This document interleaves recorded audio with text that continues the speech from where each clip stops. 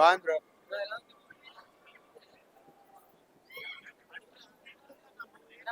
Cinema బాగుంది.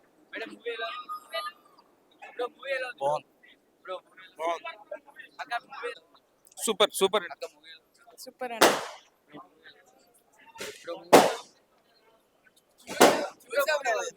ఈడు చెప్తాడా?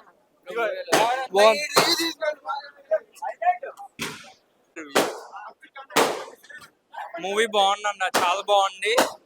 యాక్చువల్లీ వ్యాలంటైన్స్ వీక్ కి పర్ఫెక్ట్ ఫిలిం ఇది.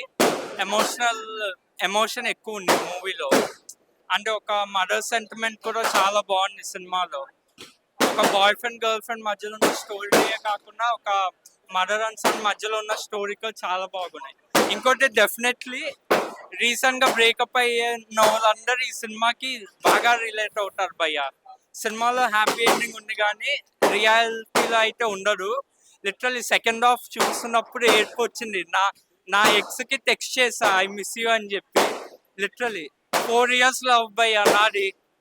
సినిమాలో ఎలా అయితే విడిపోయారో ఆల్మోస్ట్ అంతే పోయింది. నా బయోపిక్ చూసుకుంటున్నట్టు ఉంది సినిమా.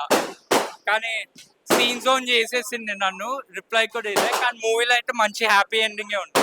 పక్కా బ్లాక్ బాస్టర్. ఎస్కే అన్న ఇంకో కలుత బొమ్మ ఇచ్చారు మనకి ప్రొడ్యూస్ చేసి.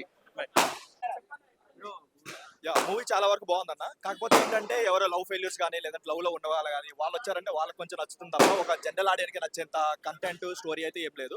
బట్ ఒక లవ్ ఫెయిల్యూర్ వచ్చారంటే వాళ్ళు త్రూఅవుట్ సినిమా మొత్తం ఎంజాయ్ చేస్తాడు. సో ఎంజాయ్ చేసే ఎలిమెంట్స్ అయితే చాలా బాగున్నాయి. అండ్ సినిమా విషయానికి వస్తే ఫస్ట్ ఇంట్రడక్షన్ నుంచి ఒక 15 minutes వరకు చాలా రాశిగా వెళ్తుంది.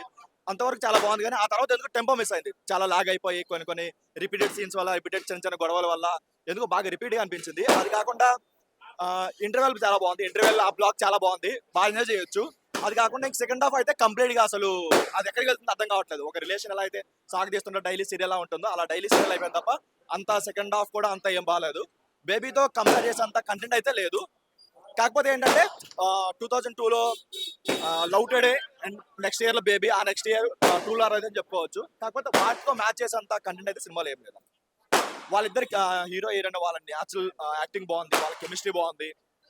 అది కాకుండా బీజం ఒకటి బాగుంది. ఎందుకో సౌండ్ వల్ల, ఈ థియేటర్ సౌండ్ వల్ల కొంచెం గజిబిజి కనిపించింది. కానీ థియేటర్ వాళ్ళు ఇది మాత్రం చాలా బాగుంది, బీజం చాలా బాగుంది.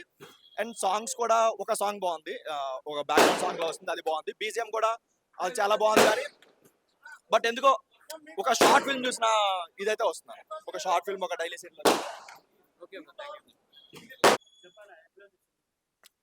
ట్రూ లవర్ నిజంగా ఈ వ్యాలంటైన్స్ డేకి ఒక ట్రూ లవర్ ఎలాంటి వాళ్ళు ఉండాలి, ఈ రోజుల్లో రియల్ లవ్ అనేది ఎలా ఉంది, ట్రూ లవర్ అనే వాళ్ళు ఎలా ఉంటున్నారు అన్నదాన్ని చాలా కల్ట్ బేస్ తోటి తీసుకొచ్చారు.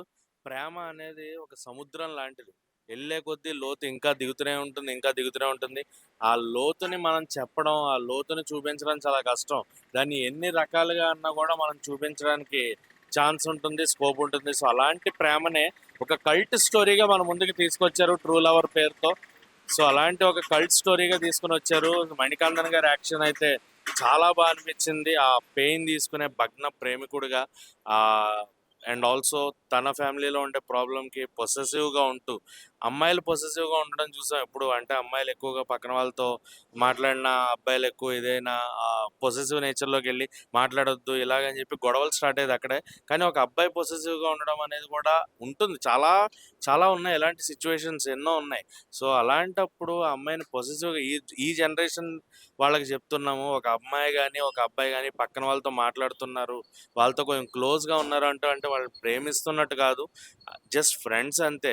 మీరు క్రియేట్ చేసి దాన్ని పొసెసివ్గా ఫీల్ అయ్యి లేనిపోనివి క్రియేట్ చేసి వాళ్ళు నిజంగా లవ్లోకి వెళ్ళేలాగా, లేదంటే వాళ్ళు నిజంగా ఒక ప్రేమని చూపించేలాగా క్రియేట్ చేయడం అనేది మీ దగ్గర నుంచి మొదలవుతుంది. సో అలాంటివి చేయకండి.